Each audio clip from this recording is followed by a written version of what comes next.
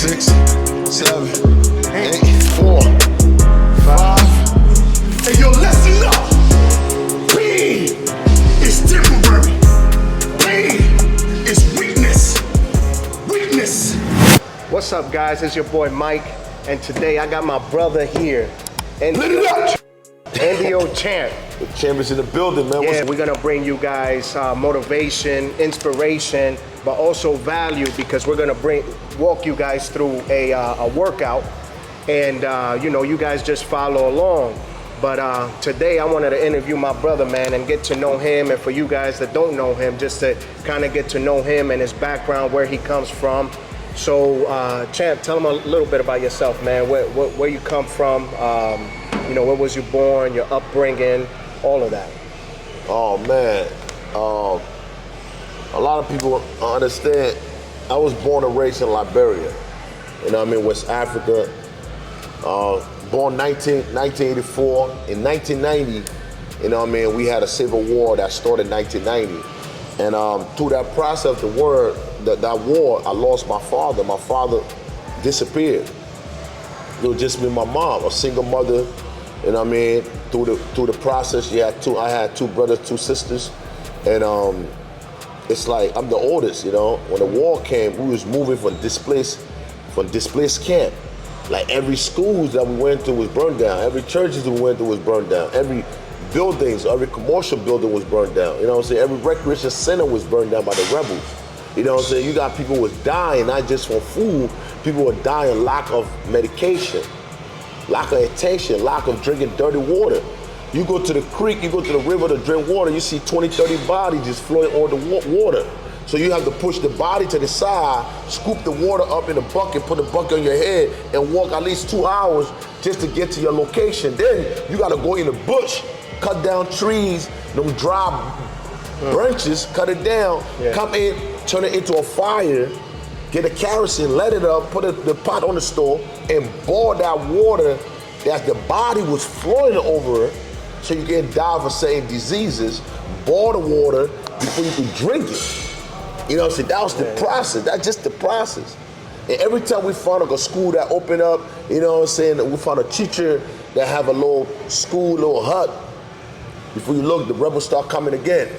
Blah, blah, blah, blah. Burn that down. We gotta keep moving. You gotta stay on the alert. You can't stand up straight. You gotta keep ducking. You gotta keep going low, cause bullets flying from everywhere. As a child, 6, 7, 8, 9 years old, you gotta develop to be a man.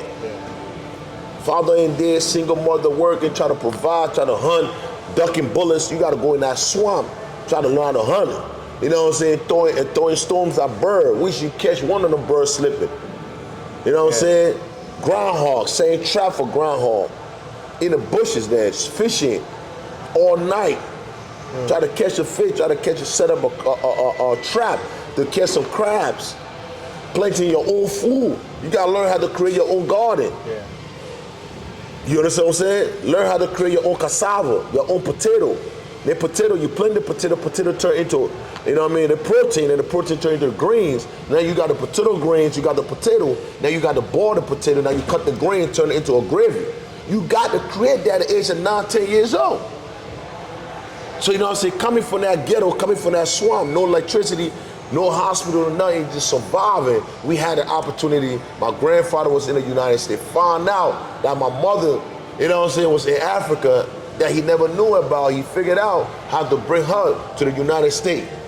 So my grandfather called my mom like, yo, I finally found you through the war. You got disappeared.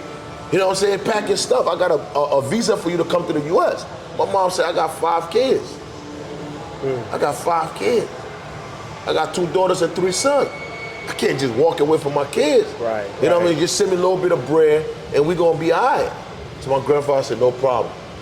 So in 2000, my grandfather surprised my mother and sent for every one of us. Sent for every one of us. A single mother with 5 kids coming to America, 3rd grade education level. You know what I'm saying? Big shout out to Oxala Jewelry for sending me this package. Oxala means hope in Portuguese. They have great packaging, all types of pieces, from minimalistic pieces to statement pieces. plated with high quality 14 to 18 karat gold. Overall, it's a great product, guys. Stylish product. If you haven't checked them out, go check out Solid Jewelry. Coming to another country, different languages, different vibe, different environment. Settled in Brooklyn, Saratoga Avenue, Brownsville, East 98. One of the worst crazy neighborhood ever. You coming from a war zone to another war zone at the age of 16 years or going to 17. Do you understand the pressure? You got to change your mindset. And everybody in your neighborhood depending on you to come back to bring lights. Everybody in your neighborhood depending to come back to create recreation center, to create hospital, to create these things that you never had, to turn that river into a pump water. All the bodies that were floating, you know what I mean? Like, yo, y'all come here, you want to see body floating on the water, 10 bodies just going down the drain. You see kids in a basket, a dead kid in the basket, the mom just laid it in the basket and just put it down the river and going, because they don't even have the strength to even dig a hole to bury them. People don't even cry when somebody dies because you're so hungry. You watch my best friend die for food, the maggot, the worms coming out of his mouth. Long worms, like they thick worms. Eat his whole liver coming out. I gotta come home and tell his mom, your son, we went out playing, he never make it back. You understand what I'm saying? Finally, the pain, the suffering, the tears, the lonely nights, the dark nights. Sometimes daytime feel dark. How can your day lights feel dark? And how can darkness feel darker? How can you just look at yourself and say, damn, I wish I ain't even come on this earth. Why me, God? Why I gotta come into this war? What is the war is about? What is the fight is about? Why? Yeah. You understand what I'm saying? So now when you come to America, it's a whole different mindset. Like, okay, all right, my people depended on me. I'm the chosen one. Nobody from my community, nobody from my neighborhood made it out of there and come to America. We in Brooklyn. Come to Brooklyn, sit on the step, looking, watching everything. First thing you see is across the street, it's a liquor store. Second thing you see is a poppy corner store. Third thing you see on the side is a church. Then you see the crackheads. You see the fiend. You see the drug dealer. You see the prostitution going on. You see people scamming. You see people doing it. People moving around. You're like, damn. You see crack pipe all on the floor, weed bags on the floor, needles all on the floor. Fiend coming to you your first day in America like, yo, let me hold $1. You don't even know what $1 means. You don't know what $1 worth. Right. We came this far not to lose, bro. We cannot lose. We came this far with everything that we've been through. We got people that depend on. That's why I don't sleep. That's why I stay hungry, man, because it's bigger than me. It's bigger than me. It's people I left in the ghetto. It's people I left on the post. And people I left on that post with no light. It's kids I left back there with no mothers and fathers. Die, just running with us. They just join me running. I'm running. They don't even know what I'm running for. They're just running with me. We're going with you. So when you moved to Brooklyn, how old were you? 16. 16. And then that's kind of like when when did you start kind of going down the bad path is that you're in Brooklyn. Yeah. How many times can somebody assault you? Huh? My grandfather said, you here, you made it here. A lot of your friends, they didn't make it here. You know what I'm saying? On this block, I see people become successful. I see people go to prison for life. It's your choice. What do you want? If you put your hands on somebody, you go into prison, you're getting deported. If somebody touch you, you touch them back, you're getting deported. Yeah. Somebody assault you, you assault them back, you're getting deported. Yeah. So how many times can somebody assault you? How many times can somebody put hands on you, look at them like, yo? And the crazy part, you come into Brooklyn and you come into a house where my grandfather had a church. So you got members in the church, like about 20, 30 members in the church. It's a little church in the basement. You got members in the church bringing garbage bag full with clothes while the kids don't want. Dirty clothes and old shoes, like, yo, your grandkids just came from Africa, give it to them. They're from Africa. Yeah. Shit. The best we could do is give them some old shoes and old clothes. And you don't even know the code. Red, black, blue. Yeah, yeah. You don't even know the gang code. You're in the middle of a gang neighborhood. So they bring you red shirt, red pants, red shoes. You just wearing what they bringing. You just wearing what you're bringing. Yeah. And now you get on the bus at the age of 16. You got kids 16 years old getting money, banging. And you on a bus. I'm on a 35B. You know what I'm saying? Going to school, and you got kids with all blue on. Be like, yo, what that red be like? Like, what is she talking about? What language is that? I'm just trying to wear this. This is all I got. You know what I'm saying? You don't even have time to say that. Yeah. Before you little blow, punches flying everywhere. And you just protecting yourself, and you like, I can't even hit though. Right. How many times will you let that allow you? You understand what I'm saying? So what happened was, I had to man up and say, you know what, enough is enough. You know you're gonna become part of the community, or you're gonna get abused. So you knock up on them out, then they become your friends, and before you know, you'll join the family business. Yeah. So throughout all of this, then when was it that you ended up in the federal penitentiary? So my mom got scared, and my mom moved out to Jersey. When to Jersey, I become great. I said, you know what, Mom, I'm not gonna put you through pain. It's just me and you. You know what I mean? Mom working 3 jobs, making $6 an hour. We got the rent in the ghetto. You know what I'm saying? What's that?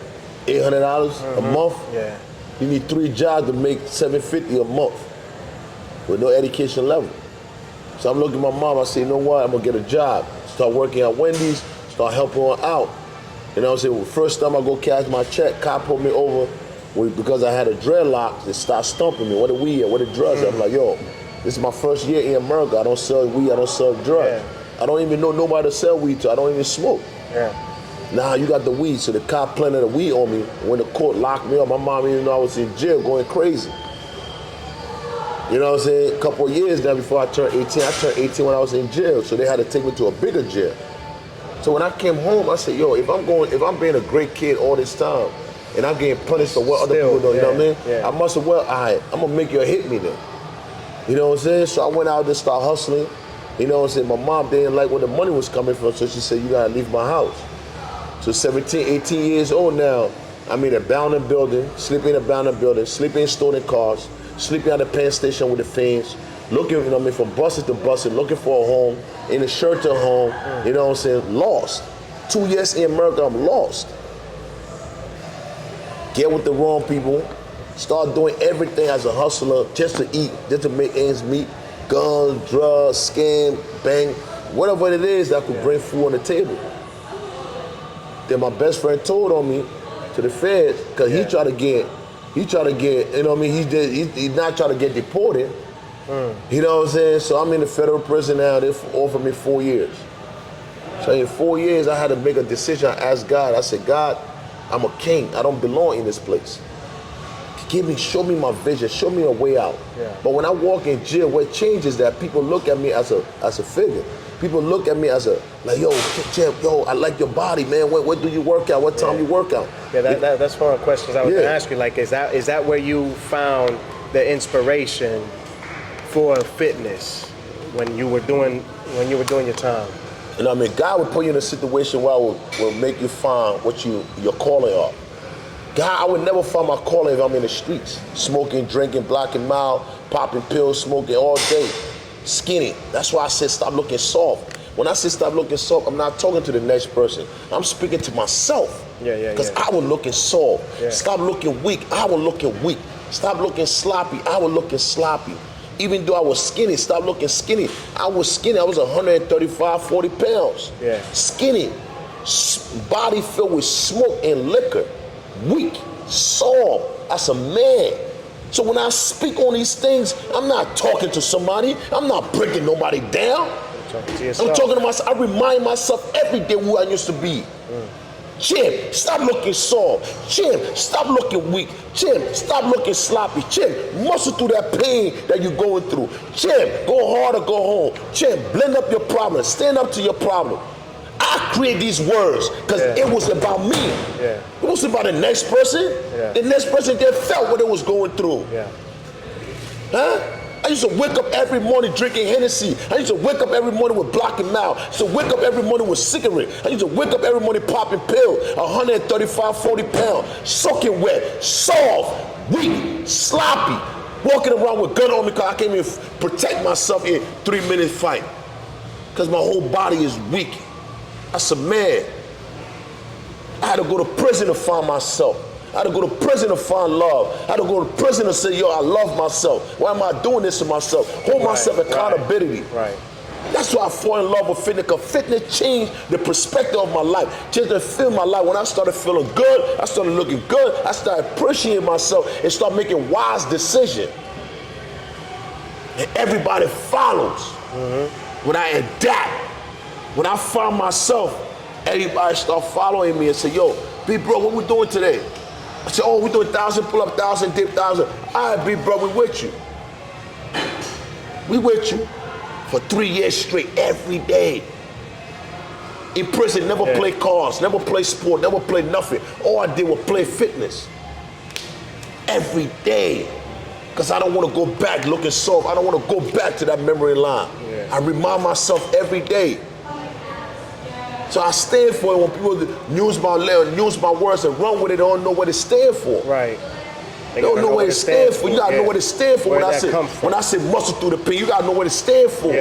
When I say stop looking soft, you gotta know I say it. I mean it. I'm not bringing my brother down. Oh, you soft, you weak. No, I remind me how I used to look.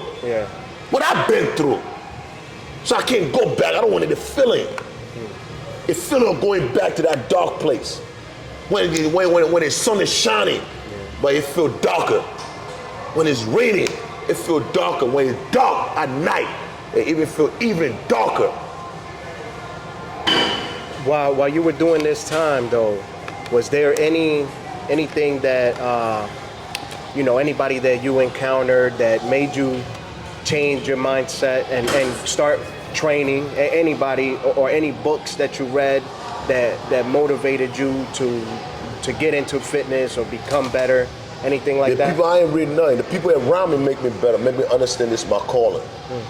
You know what I'm saying? Seeing the results in other people. Seeing people, them following. Seeing them following, and we on a path to greatness. You know what I'm saying? Seeing the result. Imagine training with somebody for a year and you see how they change their mind. Yeah, this kid used to come in here bugging out, in prison, bugging out, in the bathroom, smoking cigarette, running around, disrespecting people. Like, yo, come here, son. Straight.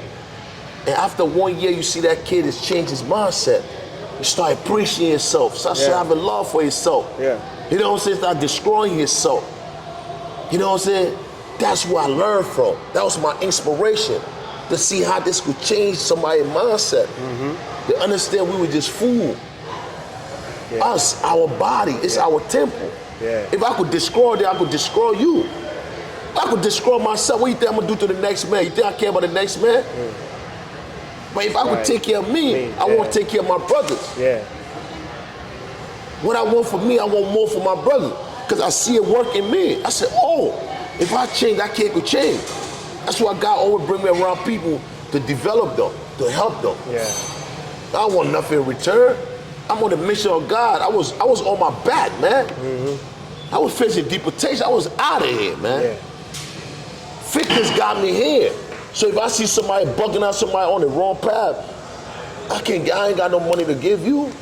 I ain't got no job to give you. What I could do is give you fitness. I could give you something to start loving you. Loving yourself, You start loving yourself, you think you won't put yourself in harm? You start going through the pain, you won't put yourself in harm? Then you start getting your driver license, you start getting your car, you start getting a crib, you start taking care of yourself, you start appreciating yourself, you start being around people that love what you love. If people around you don't love what you love or don't understand who you are, you start thinking what they're thinking about you. Start losing your identity. You know what I'm saying? Because they don't appreciate what you love, they don't appreciate what you bring to the table. They appreciate you for you being who you used to be. Then when you start tapping, they're like, yo, you know what? I'm not destined to be like this. I'm destined to be who I used to be back then. But that's the type of people you're around. I remind you about your path. What are the biggest challenges that you have faced in your career? You keep growing, You keep doing great things, motivating people, inspiring people. What through that process, what has been some of the biggest challenges that you faced? Man, the biggest challenge, man. Biggest challenge is like, you know what I'm saying? Sometimes when I had to go back and talk about the things that I've been through, you know what I'm saying, to live back in that moment, to relive back in that moment, you know what I'm saying? It's challenging. Like when I was doing my documentary, I had to live, me being in prison, I gotta live, me smoking, I gotta live, me living that life, you know what I'm saying? The biggest challenge is like, damn, but now we're here now, you know what I'm saying? We're here now, we're moving forward, you know what I'm saying? Dealing with people, the other biggest challenge is like, yo, knowing somebody have potential, knowing somebody have there's great things in them, you try to push them and they don't understand it. You try to pull them out of them. And it hurts. They don't get it. It hurts. Like, yo, bro, you got it, man. You could be great. You could be this. You're wonderful, man. It disappointed me because I know I was you. You know, so you try to make people like you, but they're not you. They're not built like you. They're not supposed to be built like you, but you understand that they have it in them. They have it in them. They have it in them. I'm trying to pull them out of you, man. You got it, Tim. And they look at you like, I don't. It's disappointing, man. It's disappointing. Like, yo, like, I wanted so much. You see the potential. You want it so bad for them, but at the end of the day, they have to want it for themselves. They don't want it. And eventually, some people wake up and they get it, but some people don't. And when it comes to the point, you gotta let them go. I got to release that, because it hurts. It hurts me every time, knowing that you're capable of doing this, knowing that you have the gift, knowing that you have the talent, but your belief system is weak. It's like an elephant sitting right next to a lion. And the lion, knowing that he's bigger and stronger and intelligent than the lion, but he think the lion will eat him. He thinks. What a man thinks is what a man becomes. So what are some tips that you could give some people, tell the people some tips that are trying to get into the industry? You know, what can you tell them? What I gotta tell you, man, listen, you gotta have, first thing, you gotta have discipline, man. You gotta be disciplined within yourself, man. You gotta know what you want. Know what you want, you know what I'm saying? Know what you want and do the work. You gotta do the work. I'm gonna leave you 5 tips for me that work for me. It might work for you. First, I had to figure out what I want to do. You know what I'm saying? I'm gonna give you a 50%. If it was a fitness, I wanna do fitness, and I think this gonna work because I seen it work in prison. I seen me change people's life in prison. When I came home, I said, yo, I'm gonna be fitness. I wanna be fitness. I wanna live fitness. I wanna be fitness. I don't know what type of lean fitness gonna lead me, but fitness, you know what I'm saying? Motivate, inspire people, knowing what you want first. Then after knowing what you want, the attitude to what you got. You gotta have attitude towards what you want. You know what I'm saying? Man, I used to train people for $1. They're like, yo, I don't got it. I used to train people for $5 for 3-4 hours. And I'm depending on that $5. I'm grinding on that $5 to come home to buy milk and cereal for my kids. And the person look at me like, yo, bro, I only got $150. You know what I'm saying? Humble yourself through everything you do. You smile through, you humble yourself respectfully and with the right attitude. You know what I'm saying? Yo, what you want me to do? You want me to do this? You want me to do that? You know what I'm saying? Oh, we're going to train. Everything with the right attitude, even you don't feel like doing it. In one day, you not see me, this is my dreams. This is what I want. If I'm a cameraman, bro, I'm like this. I'm capturing everything. Because you know what? Everything, I'm learning through every process.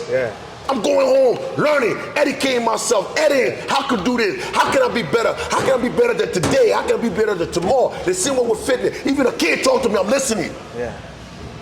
Even if somebody who talked to me who did it, I'm listening. Oh, Champ, do this way, do this way, do that way, do this way. I bet it, I take the good and I roll when they don't fit me, they don't fit my style. But I was so humble, I was so determined. My attitude towards the ground was so serious, so like, yo, I'm attentive. Never once I give an attitude on the process. Even in the midst of people around me, I still humble myself and eat it. It's third, you got to have the work ethic. You have the right attitude and you put in the work. You put in the work, you put in the grind, you put in the grind. 4, you start seeing the results. People tell you, yo, good job. You looking good, man. I'm proud of you. I see you where you came from. That shit looking good. You're like, wow, you look in the mirror, like, whoa, look at my client. Lost 50 pounds, look at this. Oh, I went from making $5, I'm making $10 now. Yeah, I'm going somewhere. I'm going to see it. You see the vision? I'm seeing it. I went from $5 an hour, $10 an hour, $20. Then I grab an NFL player. I said, I don't want no money for you. I just want to train with you. I just need the footage. Take a picture with me. Took that picture, put on the flyer, put on the banner, put on a poster, put on Instagram. Now I train celebrity. Yeah. I train a celebrity. I'm making $25 an hour. Yeah, yeah, baby. I see it. I got the motion. I'm on it now. I'm on it. Yeah. Last thing left now. Step 5, lifestyle. I'm traveling now, taking pictures now. Yeah. I'm meeting people now. A lot of networking. Not a networking. But look at the steps for knowing what I want, my attitude, my work ethic, 4, the result, and 5th, the lifestyle, travel, financial freedom. Yeah. Move when I want to move. Yeah. Wake up when I want to wake up. Yeah. But look at where it took me though. 15 years before I got my first paycheck. Look at the step. Are you willing to go through? Some people happen for them overnight. 15 years. Grind. The grind. I still keep the same attitude when I had on the first set. This is life, man. Yeah. So what's next for Champ, man? What you got planned next? What you doing? Right now we're gonna focus on the muscle, you know what I mean? We're gonna focus on the 5 months of the rebirth because NDO Champ at that point in his life now, you know what I'm saying? I become a bodybuilder in 2019. The things that took me to become a bodybuilder, I wanna go back to the old mindset, taking myself back. Not look at my old trophy and be like, yo, I used to be this, I used to do that. Oh, because I'm traveling, I can't do this. I want to rebuild myself, rebuild the champ. 5 months of rebirth coming soon. That's all I got on the plate right now, man. After I complete that 5 months, nothing is stoppable. Champ is ready for whatever. It's the rebirth of the NDO Champ. All right. There you guys have it, man. I appreciate you, bro. Thank you for your time, man. I appreciate that, for real. Thank you. My brother.